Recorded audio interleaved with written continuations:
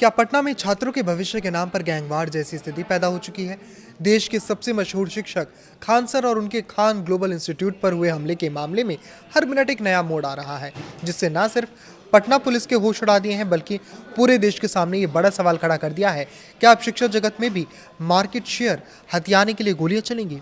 इस सनसनीखेज मामले की शुरुआत 2 जून को ही जब खान सर के कोचिंग सेंटर पर अचानक हमला, तोड़फोड़ और मारपीट की घटना सामने आई, जिसके बाद खान सर ने मीडिया के सामने आकर दावा किया कि उन्होंने खुद करीब 8 से 10 राउंड फायरिंग होते हुए देखी थी, जिससे वहां अफरा तफरी मच गई। लेकिन इसके ठीक अगले ही दिन यानी 3 जून को खान सर अपने इस बड़े बयान से पलट गए और सफाई देते हुए कहा कि रात में माहौल ऐसा बन गया था कि कुछ समझ नहीं आ रहा था, और जो बात उनके गार्ड्स ने उन्हें बताई उन्होंने उसी को सच मान लिया। मगर कहानी में असली ट्विस्ट तब आया जब सोशल मीडिया पर घटना के दिन का एक वीडियो तेजी से वायरल हो गया, जिसमें खुद खान सर के ही निजी बॉडीगार्ड्स दनादन फायरिंग करते नजर आ रहे थे। जिसके बाद हरकत में आई पटना पुलिस की एक विशेष टीम ने खान ग्लोबल इंस्टीट्यूट पर छापेमारी करके दोनों गार्ड्स को हिरासत में ले लिया था और कदम कुआं थाने लाकर कड़ी पूछताछ के बाद उन्हें आधिकारिक तौर पर गिरफ्तार कर लिया गया है, जहां दोनों ही बॉडीगार्ड्स ने फायरिंग की बात कबूल कर ली है और पुलिस ने वारदात में इस्तेमाल की गई बंदूक को भी बरामद कर लिया है, जिससे अब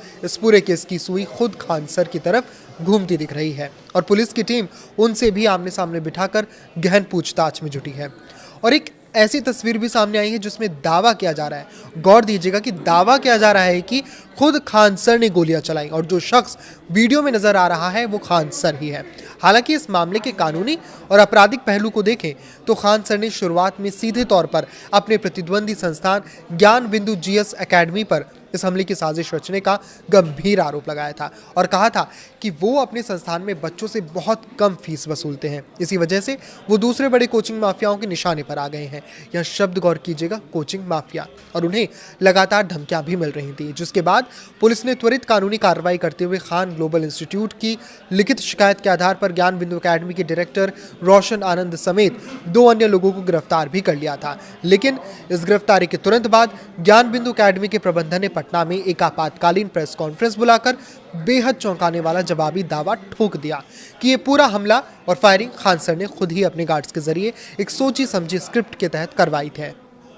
ताकि बाजार में एक सहानुभूति का माहौल बन जाए और उनके डायरेक्टर रोशन आनंद को साजिश के तहत फंसाया जा सके। साथ ही एकेडमी ने खान सर के कम फीस वाले दावे को भी पूरी तरह खारिज करते हुए आंकड़े पेश किए कि उनके यहाँ बीपीएससी, दारोगा और बिहार पुलिस की तैयारी के लिए भी जो फीस ली जाती है वो वास्तव में खान ग्लोबल इंस्टीट्यूट की तुलना में काफ़ी कम है, ऐसा दावा किया है इस इंस्टीट्यूट ने। अगर इस पूरे प्रकरण का सामाजिक और राष्ट्रीय सुरक्षा के लिहाज से देखा जाए तो बिहार की राजधानी पटना लंबे समय से देश में प्रतियोगी परीक्षाओं की तैयारी का सबसे बड़ा हब रही है, जहां लाखों गरीब और मध्यम वर्गीय छात्र अपने सुनहरे भविष्य का सपना लेकर आते हैं। लेकिन शिक्षा के मंदिरों के बीच इस तरह का हिंसक टकराव, हथियारों का खुल्लम खुल्ला प्रदर्शन और कॉरपोरेट स्तर की आपसी रंजिश ने न सिर्फ कानून व्यवस्था के लिए गंभीर चुनौती खड़ी कर दी है, बल्कि ये उन छात्रों की सुरक्षा को भी